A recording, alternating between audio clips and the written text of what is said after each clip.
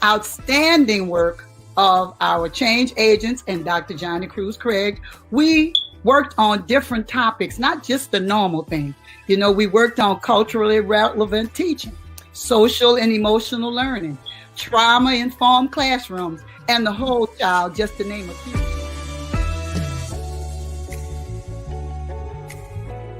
In terms of what you all are doing and what it means to us and what it means to everyone, education is a foundational key. I think it was George Washington Carver that said education is the key to freedom, which is the tie and the link between education and social action.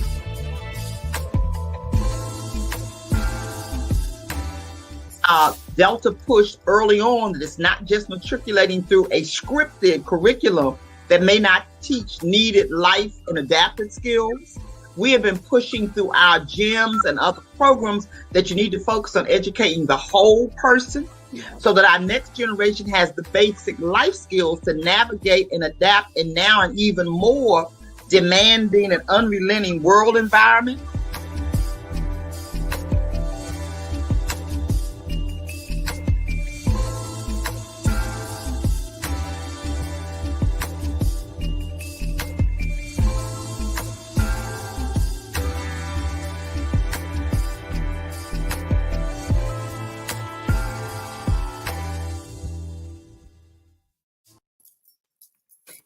Hello, hello, hello. Good evening, everyone. My name is Keishla Wiley, and I am bringing you greetings from D-Town, Dallas, Texas. Welcome to the Texas Virtual Teacher Symposium, which is hosted by the lovely ladies you see here, Texas PACTS DTech team. Texas PACTS stands for Parents, Administrators, Community, Teachers, and Students. We are a coalition of stakeholders committed to advocating for fair implementation of the Every Student Succeeds Act, also known as ESSA, and quality, equitable education throughout the Lone Star State. Our focus is to ensure that all stakeholders are working together collectively to guarantee that education remains a civil right for all those in society actively seeking knowledge and success. Whether this is your first time joining us or you've attended other sessions such as He Live, we want to thank you for your presence and participation as we learn and grow tonight. So tell us in the comments section where you're watching us from. Hello to our friends in Georgia. Hello to our friends in Ohio, Tennessee, Florida, California. Of course, we can't forget about DC. Please share this video. Rachel, tag your it.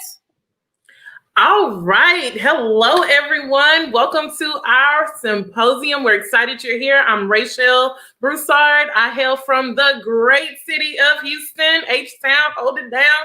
All right. Yolanda, tag your it. Hello, good evening, everyone. I am Yolanda Morgan, and I am from the southwest side of town by way of Sugarland. Sharisa, tag your it. Good evening. I am Sharisa Jordan, and I reside on the northeast side of Houston in the city of Crosby, Texas. And I'm going to now tag Lavetta, you're it. Hi, everyone. I bring you greetings from the Triple D. Dallas is in the house. Hey, everybody. We want to welcome everybody that's watching from Texas. Go Mavericks, go Cowboys, go Stars. We're just a winning city. Yes, we are. Tag Jennifer, you're it. Hi, everyone. I'm Jennifer McMillan from Dallas, Texas, and it is so great to see everyone here tonight. I am so pleased to have the opportunity to announce our guest from Ed Trust tonight. Ed Trust holds a special place in the hearts of the members of Texas PACTS. We had the opportunity to attend their Hidden Heroes Symposium last year in Baltimore, where we worked on plans to support recruiting and retaining teachers of color. One of our speakers was Dr. Lynn Jennings, who is here with us tonight. Lynn C. Jennings, PhD, leads strategy and advocacy initiatives as Senior Director of National and State Partnerships for the Education Trust, a national nonprofit organization committed to eliminating education inequalities in pre-K through 12 and higher education systems that disproportionately impact Black and Latinx students and students from low-income backgrounds. In this role, she oversaw the organization's growth by building and sustaining advocacy networks in 12 states. Her team works with communities, educators, policymakers, experts, and other key stakeholders on issues including funding equity, educator diversity, and college affordability and completion. Prior to entering the education policy space, Lynn was a college instructor. She taught American literature, African American studies, and women's studies courses at varied institutions of higher education, including Spelman College, Columbia, Chicago, and University of Wisconsin-Madison.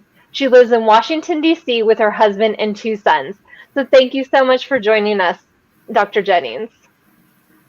Well, thank you, Dr. McMillan, for having me. And I want to thank the Texas PACTS team for having me. It's great to be back. It's great to see you. As you mentioned, we've been partners for years now. I remember the first time meeting the Texas PACTS team when we had ESSA training in Washington, D.C. And since then, we've kept in touch. So I just want to bring all greetings from my colleagues at Ed Trust and say I'm really excited to be here tonight and look forward to having a fruitful and robust conversation about what's happening in the space of education and equity today. So what I thought I would do is just get started with just an overview, which I don't think I need to do for Ed Trust, but really quickly go through that. I want to come back to actually the Hidden Heroes convenings that we had about 2 years ago, because this is an issue that is really important to us in Texas. So I just want to put that on my Texas friends' radar. And then my understanding is we're going to open up the conversation and have a Q&A and just chat for the rest of the evening. So I won't take long, but let me go ahead and get started with Ed Trust. And thank you, Rachel, for doing this for me, doing the presentation for me. So like we said, like Dr. McMillan said, Ed Trust is an advocacy organization. We are committed, we're committed to the excellence of all students, particularly Black students, Latino students, and students from low-income backgrounds. The way we fight for that excellence and making sure they're getting the opportunities that they deserve and have historically been denied is by making sure that we use our research and our analysis to see where some of the significant disparities that we see, and then work with partners across the country to fight to eliminate those disparities. Next slide, please. Our basic theory of change is these are the 4 components that need to be part of our theory, or are part of our theory of change. Number 1 is to listen.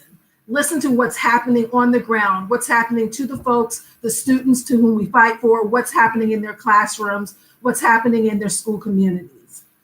Then we look at, we also look at the research. What are we seeing? What kind of trends are we seeing?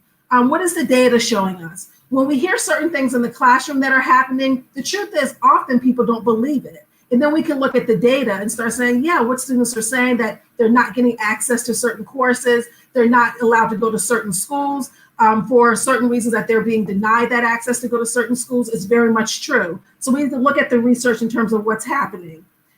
Then we try to, we engage with our partners, folks who can make sure that we can push for the change and the positive outcomes that we want. And then we secure the change that we want for the children and students for whom we fight for. As was mentioned, EdTrust has grown over the past 4 years. Our national office is based in Washington, D.C. We have 3 offices in California, Michigan, and New York. And now we have, I would say, I call them like satellite offices, where we have state directors on the ground working with our partners every day. And then the states are Louisiana, Massachusetts, Tennessee, and now Texas as of the last 2 months or so. We also work with partners in North Carolina, Washington State, Delaware, Kentucky, Maryland, Illinois, and Ohio. So now what I'd like to do is really do some focus on the work that EdTrust is doing in Texas. About 2 months ago, we brought on Jonathan Feinstein. He's our state director, and he has been working in Texas for the past several years. He started as a teacher and then moved on to work with several statewide coalitions, including TLEC, Invest Ed Tech, and the Texas Coalition for Healthy Minds. We are really excited to see this work launch in Texas, and the 3 pillars that are grounding that work are putting together a shared equity narrative. And when we say shared, what that means is not top down, not coming from EdTrust, but shared from what we're hearing from the communities and the partners with whom we work with. We want that shared narrative to be grounded in racial disparities and racial, making sure we're pushing for racial equity. We're looking, our second pillar is to work in coalitions that are more inclusive and to make them stronger, and understanding that having more inclusive coalitions makes for stronger coalitions. So EdTrust seeks to help build those bridges when we can, sit back when we should, and are ready to fight when is needed. And then always as EdTrust, we want to bring better policy for students. And so from there, this is where our Texas office works with primarily our national office to get the kind of data and policy analysis that's needed for thinking about advocacy agendas, what you want to fight for, and then also just answering and asking some of the basic questions that we often find advocates are asking on the ground. Why is this the case? Why is this happening? What are others doing in other states to make better policy? And at EdTrust, we pride ourselves in being a helpful partner and helping organizations and advocates do that. Next. So I mentioned that there's definitely an issue in Texas that we want to make sure our friends in Texas are paying attention to. And this goes back to the convening that was mentioned around teacher diversity and thinking of teacher quality. And we put the two together, teacher quality and teacher diversity, to understand that it's not one or the other, both come together, and actually diversity means quality. So what we know, and we've known for quite a while, is that the teacher workforce moving forward needs to reflect the student body. That's how you have more positive benefits for all students. And the research over and over again says how important that is for students of color.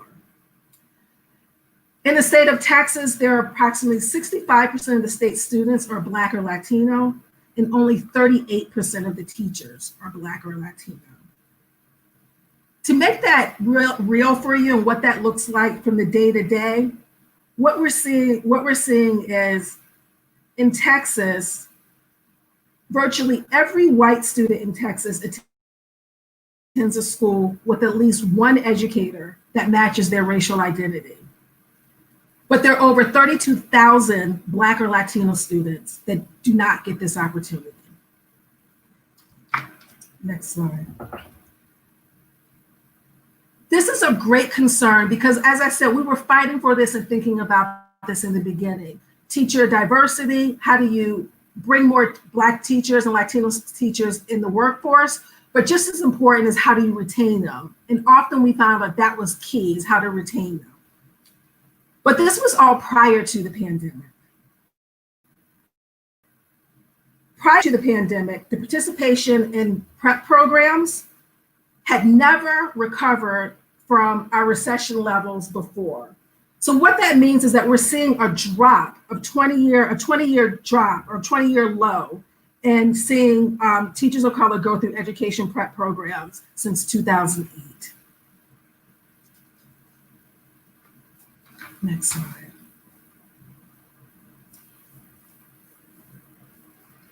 And despite the increasing diversity of overall the Texas workforce in research and seeing all the benefit that it means for student body, the certification of Black and Latino educators has not increased significantly.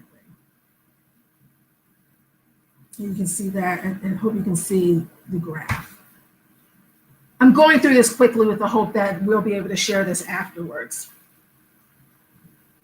So one thing that has stuck out to us is that when we're talking about Black teachers, Black participants enrolled in teacher prep programs, when it comes to alternative certificate programs, they're 3 times as likely to go to those programs rather than a university-based program. So rather than a Texas University program, an educator prep program, they're using alternative methods and going through alternative certification programs to get their teacher certification. And this is particularly the case for Black teachers. As you see, it's almost 3 times, it is 3 times as high, almost 3 times as high, from 6% to 17%. Next slide. This is significant because what we found in the research is that in order to improve the retention rates for Black and Latino students, they usually are more likely to stay in the classroom when they've gone through university-based programs. And so when we're thinking about first-year teachers, how long they're staying after 5 years, et cetera, when we dig down into that data, what we're seeing is that when they've gone through university-based programs, Black and Latino students are more likely to stay in the classroom. We are working on a larger project that we expect to release in the next, I would say, month or so, where we're really going to dig down deep more into that data to be able to explain why that is, or maybe I shouldn't say we can explain it, but we're going to take a closer look, I'll put it that way, on why that is and things that we as advocates could and should be fighting for to make the space better for Black teachers, Latino teachers to go into education prep programs and then stay in the classroom once they get there. I'm going to skip over this slide, but I just wanted to definitely include it, that these are some of the things that we see happening in Texas that are really positive in this work, and we continue to support it as Ed Trust. And wanted to say that what's encouraging about this is that what we see is this is on the radar. This is on the radar in Texas.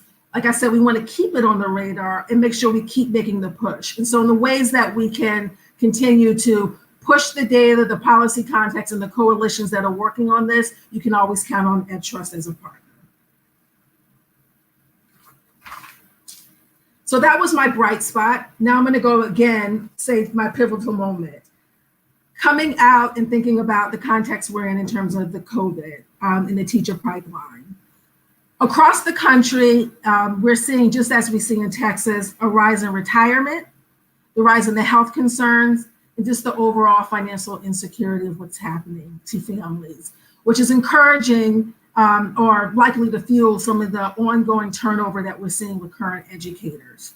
And so this is the reason why I wanted to make sure that I spent some time talking about this evening with you, to say that with what we're seeing with teachers, Black teachers staying in the classroom, going into the classroom, we were in a fight before the pandemic. And what we see coming out of this as we get on the road recovery is that we're probably going to have a bigger battle ahead.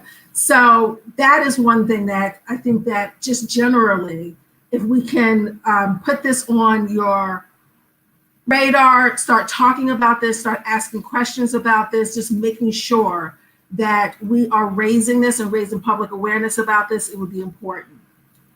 The other thing I would say specifically important to Texas is that, unfortunately, regrettably, but perhaps not surprising, like in other states, what we're concerned about is that there's going to be budget cuts coming up. Budget cuts coming up in education. And what will this do to our teacher pipeline? What kind of money might be taken away from programs? What kind of the programs that are already working to work on diversity and retention? We don't need those to be cut back anymore or at all. And then also just generally, who are we bringing into the classrooms, and especially where are we putting these teachers? Are they going to the classes where they would be extremely benefited? And that's across the whole country, but we do know they do have a significant impact on students of color. So I just wanted to end with a few of the resources that we have. Like I said, we can definitely send this afterwards, and also the contact information for our state director. And then I also wanted to just let folks know that we will be having a boot camp around some of the major education equity issues and some of the promising things that we're seeing in advocacy, and how do we keep going as advocates on October 14th and 15th. We'll be pushing for this, talking about the issues, but most importantly, being forward-looking and how we're going to keep this fight going and how we keep each other inspired. And so with that, I can take any questions. I can't hear. Sorry, thank you so much for sharing all of that information with us. Y'all have been doing some amazing things in EdTrust. We're going to have Yolanda ask you her first question. Okay, this is the point in my special presentation where I love to have table talk. Okay, it appears education, we have a problem. As I said yesterday, and we keep saying, if you were not invited and you don't have a seat at the table, keep your seat handy, whether it be a folding chair, any kind of chair in your trunk, and make your own seat at the table. And it appears from all the data and the plethora of knowledge we have received from Dr. Jennings today, we need a seat. We've got to have a seat at the table. So now it is time for table talk. And so Dr. Jennings, as we enter into table talk, the first question we want to talk about is many students, and we know, have returned or still are returning to school remotely. What do they need to do to ensure that they are successful? So I think there are three main things that have to happen.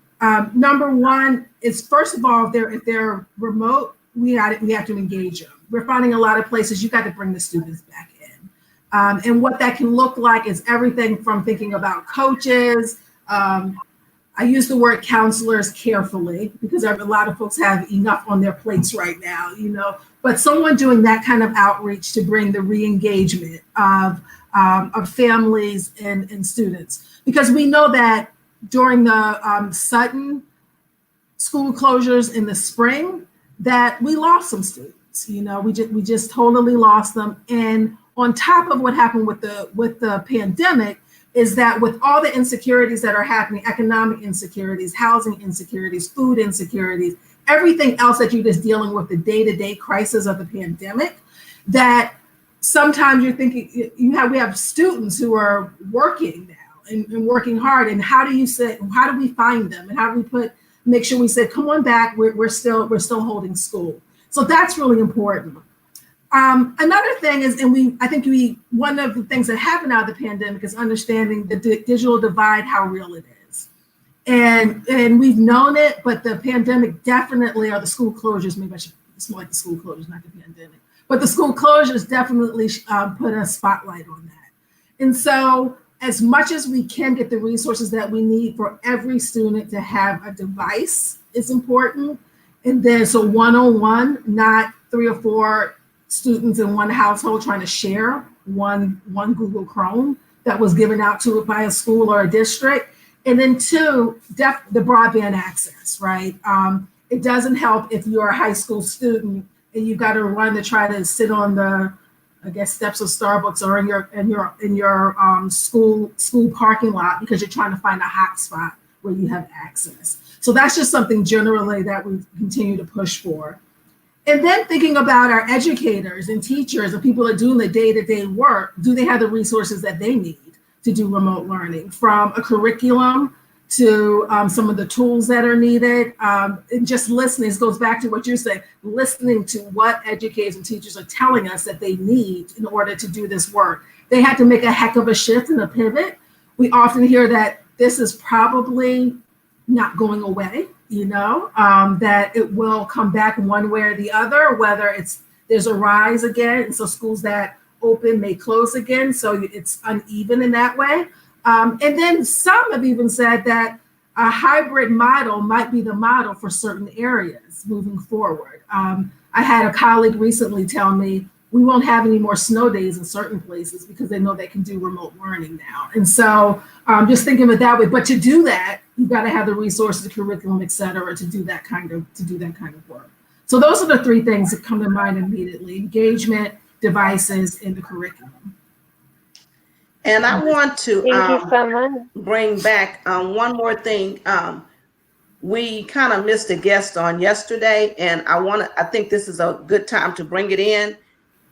We talked about teaching the whole child on yesterday. And do you feel that on certain days or at certain times when we may be in the middle of teaching content and students ask us questions about anything that's relevant in their lives, like Black Lives Matter with the police, maybe, coming by their house last night, do we interrupt content, and how do we get the administrators to understand that sometimes we have to let the content go so that the students, we address that? Because again, sometimes it's not about the content. We have to rely on the relationship. And sometimes I think that that's the building part of a relationship. What are your thoughts on that? Oh, I couldn't agree more. I mean, I think that's part of the learning, right?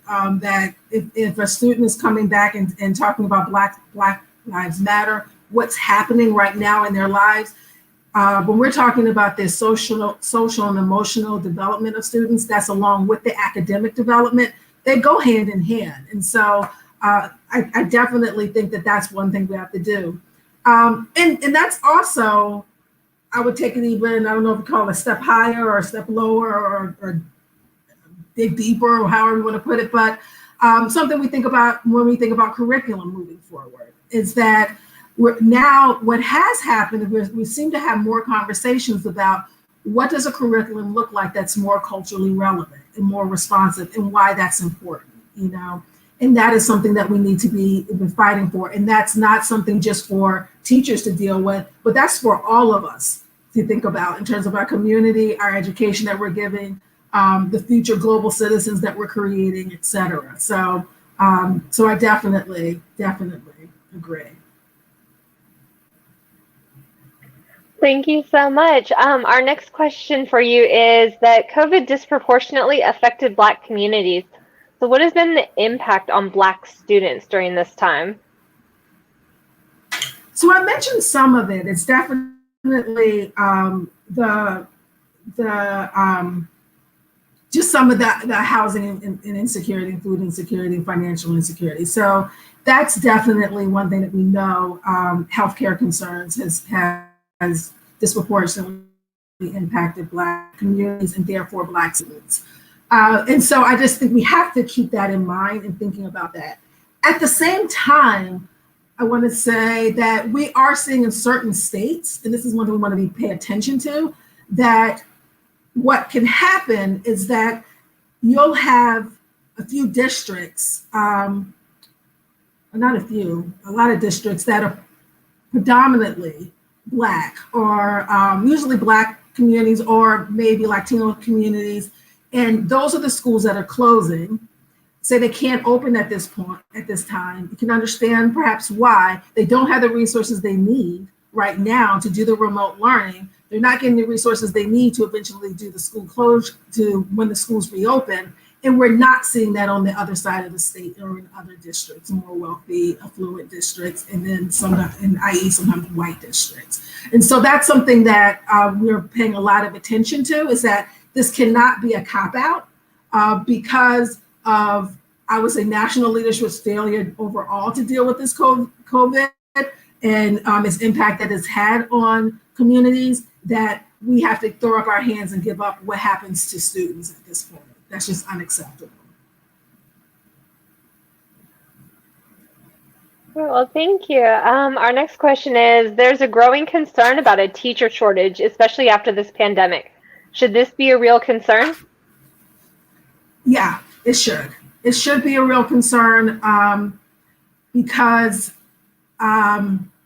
we are seeing so many teachers either retire, not come back, can't come back from the for health concerns, et cetera. And then it's a concern, as I mentioned, we're concerned about budgets, what's going to happen moving forward with state budgets coming out of, or whatever's going to happen with this recession from the pandemic. And so it was a concern before, but it's even more of a concern now. And even if that were to happen when we have these shortages, when we have a shortage, we know the students who most likely, school communities that are most likely going to be impacted. Where we first take the first, I heard recently them called recession-induced layoffs, if they're coming. Where that's going to happen too often are in some of our districts that are already under-resourced, already don't have the teachers that they need. And then you end up taking more teachers and educators away from them. So this is a concern, a real concern. Okay, well, Dr. Jennings, having said all that, how do we improve the school culture and the climate for Black students? And I really want to not just say Black, because we have the Latinx students as well, students of color, or students that are, with the disproportionalities that we see in education. Mm-hmm. Well, I think we've already hit on two ways that we do that. One is what you're teaching is important, and who is teaching it is important. And I want to be careful when I say this. When I say we need more Black teachers and Latino teachers, that doesn't mean that white teachers can't do this work. Like everybody has to put the work in. And this is when the curriculum becomes so important, and the kind of books that if you're in an English class, my background is all English, and I can remember thinking the American canon did not become, you didn't get any Black writers until you got to the 1970s, right? And you got one or two slave narratives before that, and that was it. That is not a curriculum, that's not reading that shows representation of this country, of the people that have been part of it moving forward. So we need to think about that. And then it gets back to what you said about it being relevant. Let's read some things and do some projects and assignments that mean something to students. So I think that that's important. I really like that you said that, especially the part about having all different teachers. I know one thing that y'all talked about at the Hidden Heroes was that it's important even for the white students to have a diversity of teachers as well, and not just teachers that look like them. So it is really important that we're trying to get a variety of teachers coming in. Absolutely. We need a variety of teachers coming in, a variety of teachers to be in front of all students. All students benefit from that. So absolutely.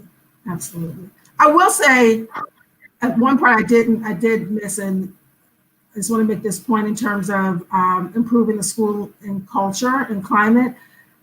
Listening to students in terms of what's happening is important. We just did a report around, we've heard for a while around discipline policies and how important and how poorly often they're implemented and who gets affected by them.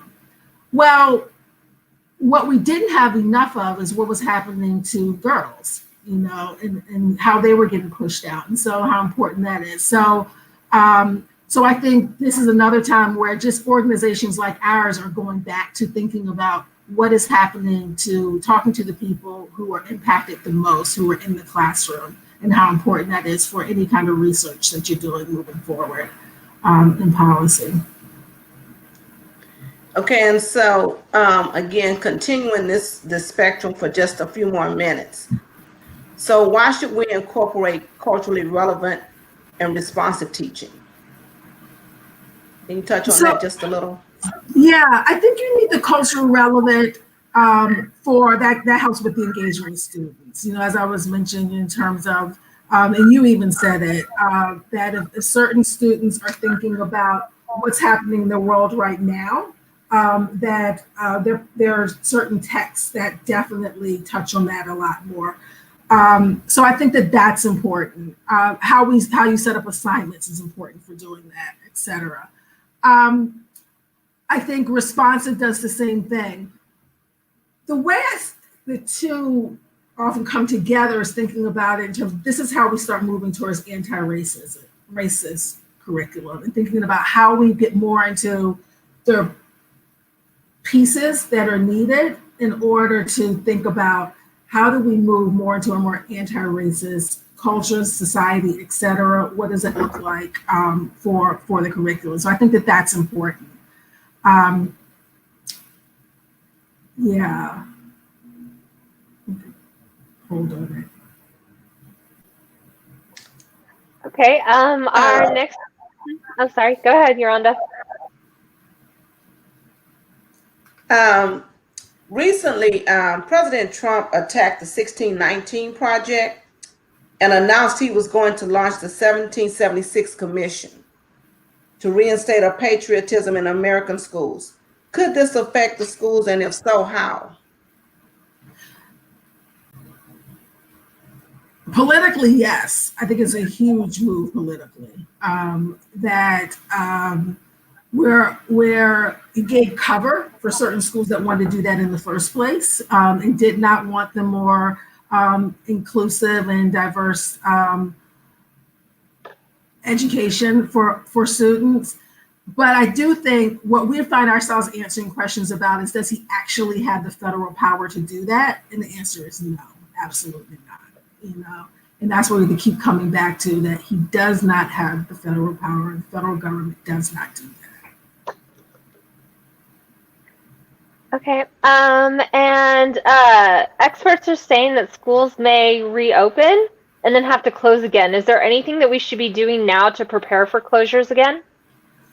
So I'm going to say two big things. Besides some of the things that I mentioned this in terms of thinking about what does it look like to make sure students have the technological resources that they need to do that curriculum.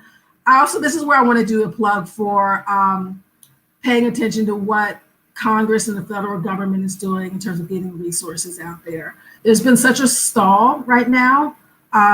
Here in Washington, D.C., we have a lot of dysfunction. And so what that has done is slowed down the process of what a lot of school districts can do to even begin to start doing some of that prep work.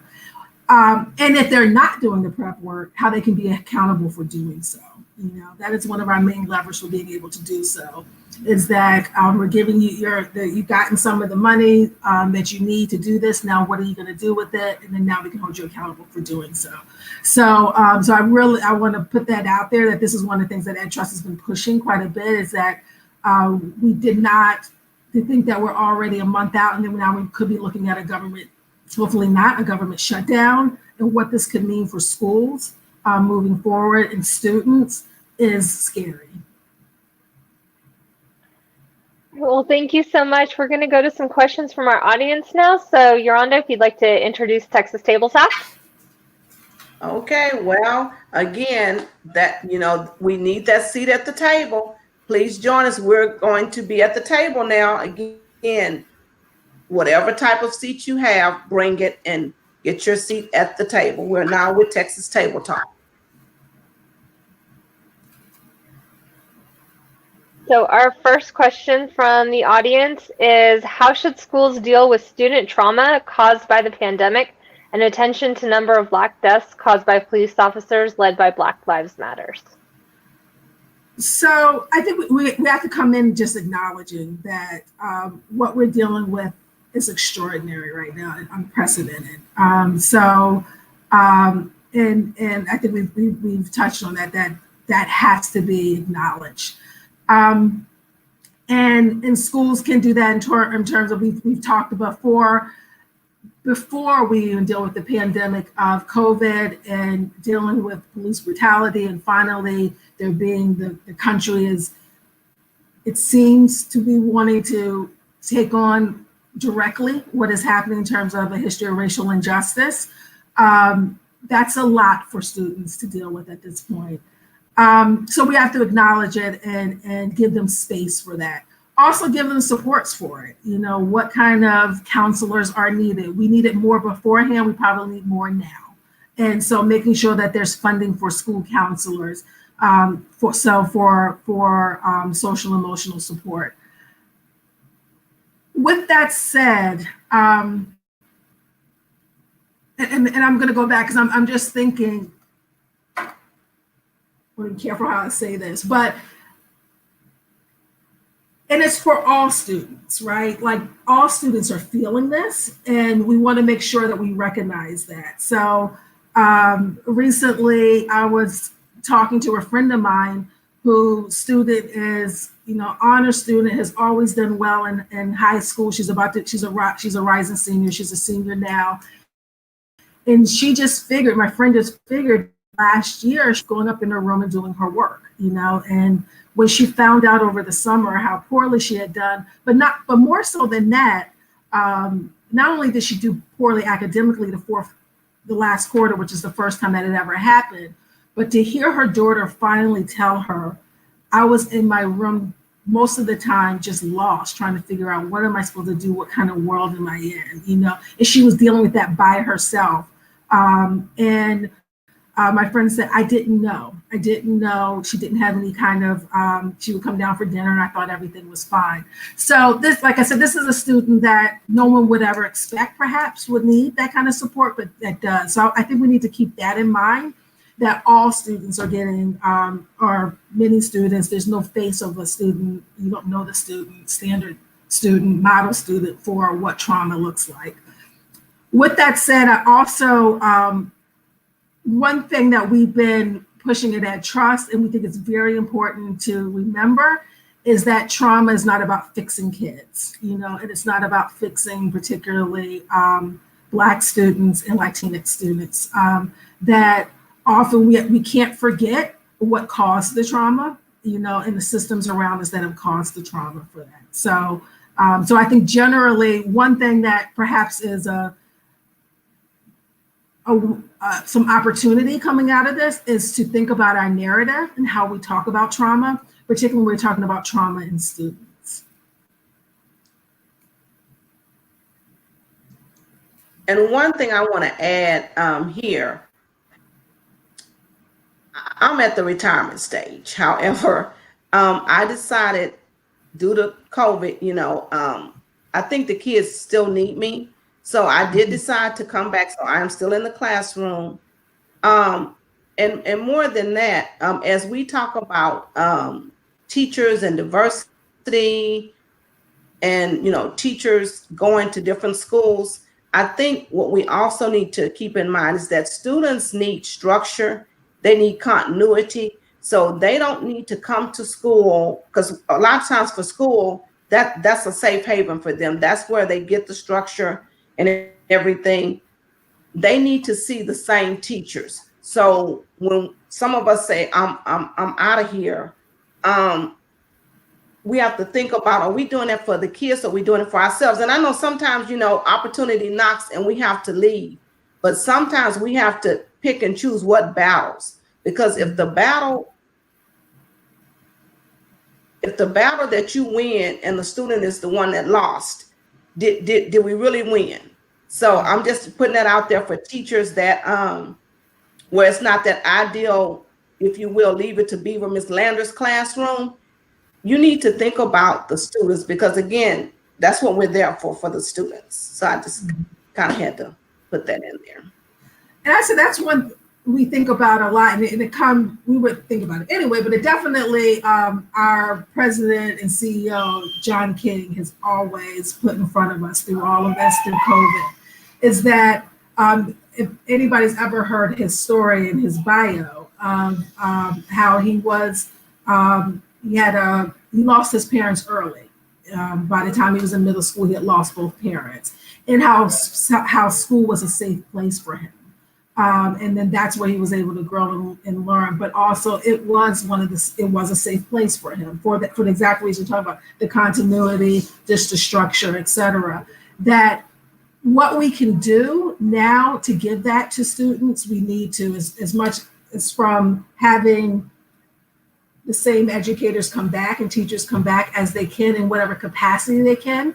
We have found that in certain communities, there's one in Boston, that community organizations have been able to come together, and they've been some of the strongest partners for the schools, because they will be able to identify, this is the kind of resource you need, this is who you need to know, this is who can help you with this. And as the district leaders are trying to figure out some of the gaps they were having, folks look around and say, we've been here the whole time, you just need to turn around and ask us, and we would have been able to connect with the people. And now they're building that kind of partnership moving forward.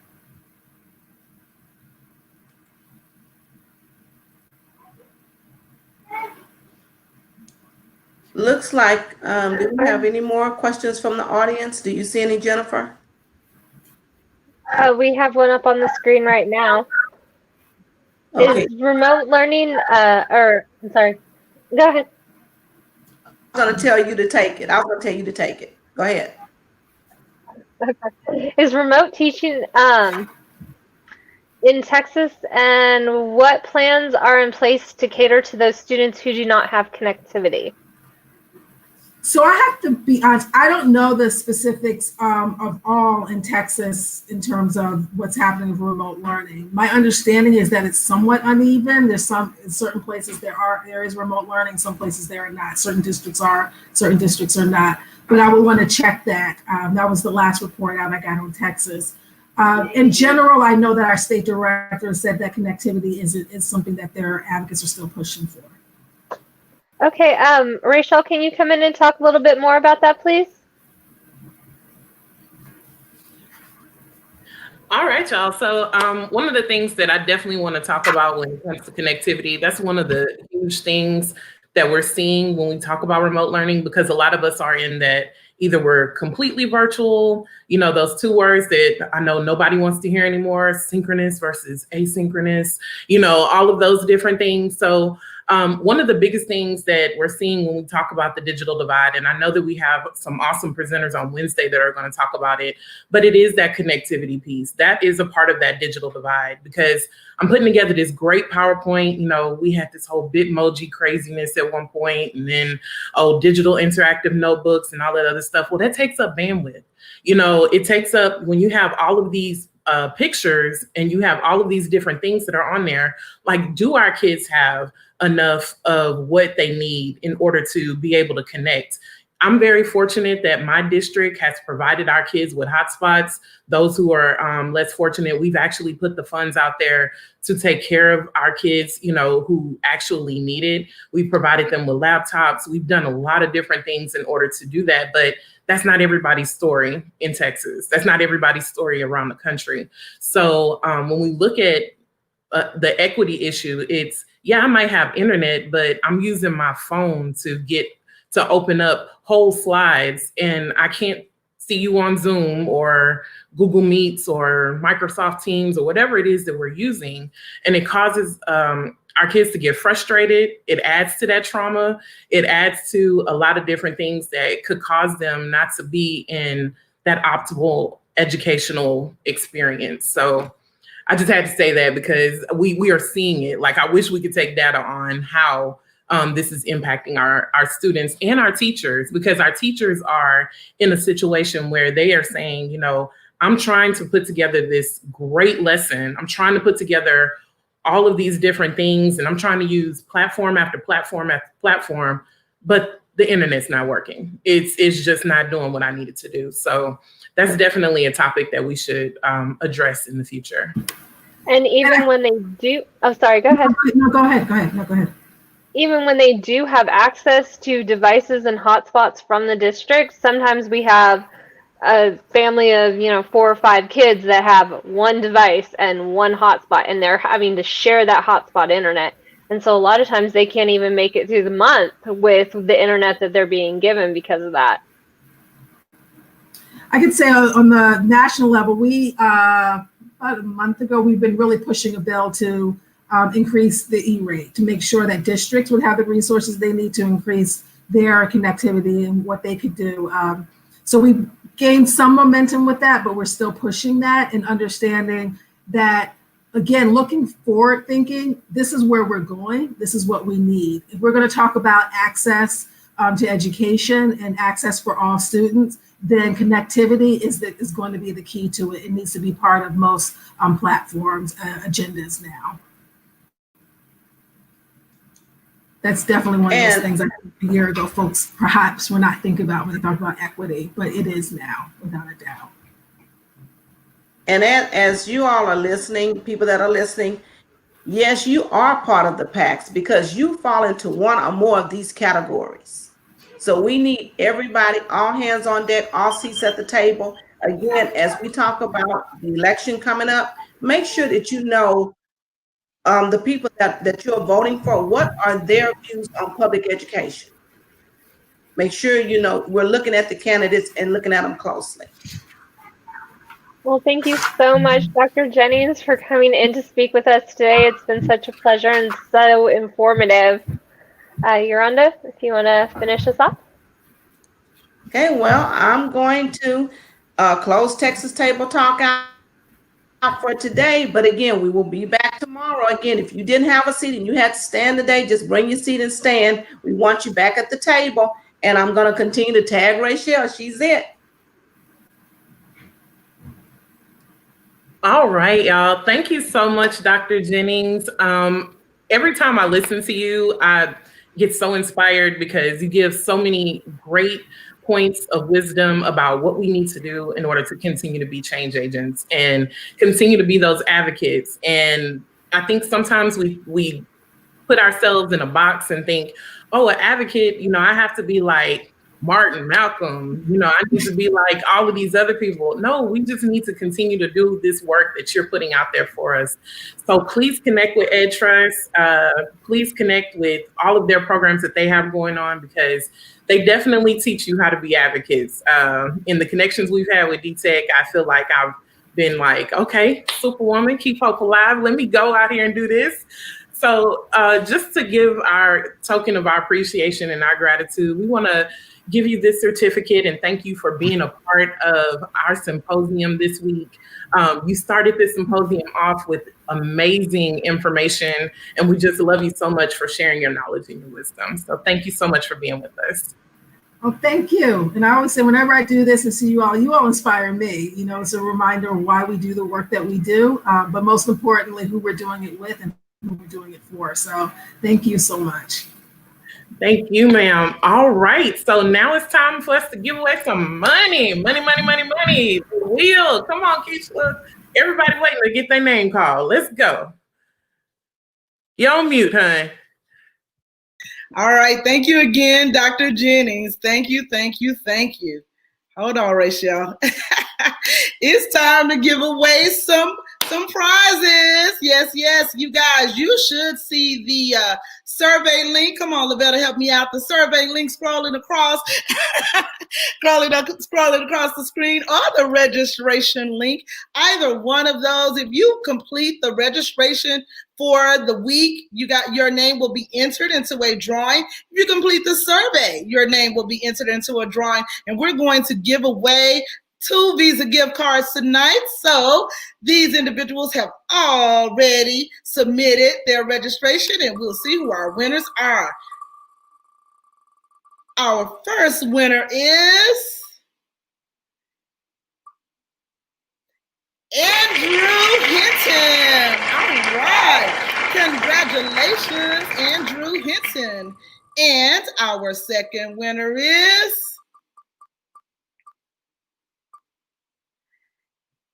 Tammy Copeland. Congratulations, Andrew, and congratulations, Tammy. You all will receive a Visa gift card in your email. All right, at this time, I'm going to tag Charissa. Tag your writ. Thank you, Keisha. I am at this point, we want to give a warm thank you to Dr. Jennings for coming in and speaking what EdTrust has been doing nationwide, and now that they have a satellite site in Texas. So we thank you for all the hard work that you do. So right now, we would like to give a thank you out to all of our sponsors. Our sponsors are as the following: as the Houston, Texas Alumni Chapter of Kappa Alpha Psi Fraternities Incorporated, the Dallas Alumni Chapter of Delta Sigma Theta Alumni Chapter Sorority Incorporated, the East Harris Chambers Liberty County Alumni Chapter of Delta Sigma Theta Sorority Incorporated, the Suburban Houston Fort Bend Alumni Chapter of Delta Sigma Theta Sorority Incorporated, and to our largest and most heartfelt thank you of our sponsors is the Delta Teacher Efficacy Campaign, Teachers Leading Great Change, the DTEC tag, and to our Delta Research and Educational Foundation, which is known as DRIFT.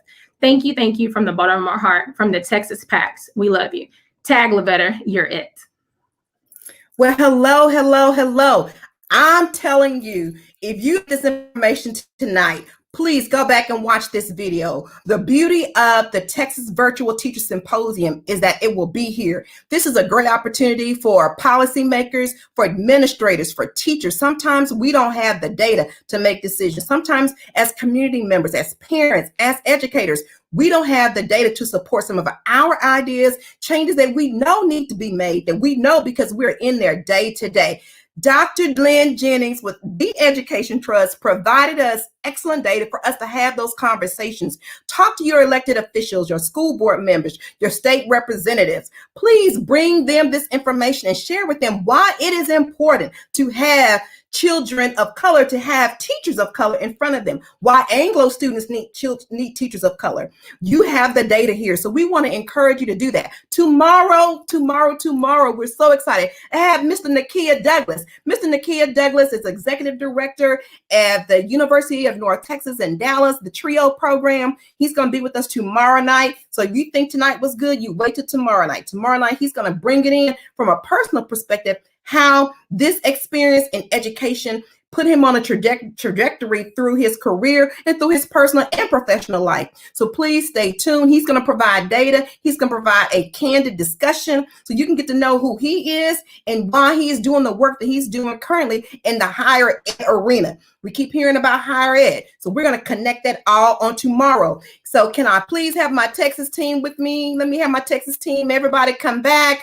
Again, Dr. Jennings, thank you. We were so fortunate to meet you last year in Baltimore at the Hidden Heroes Convention, and you continue to be a light for teachers across this nation. Thank you for doing the work that you're doing nationally. Teachers, we have an advocate. We have Equity Warrior. We have Education Trust that's doing the work, that's putting the data together so that we can ensure that in our communities that we are getting those student needs first. Again, thank you for tuning in with us. Good night. Good night, everyone. We gotta fight against them, but we need numbers. We need to show up at school board meetings. We need to show up at county commissioner meetings. We need to have someone on the agenda to talk and know what they're talking about to add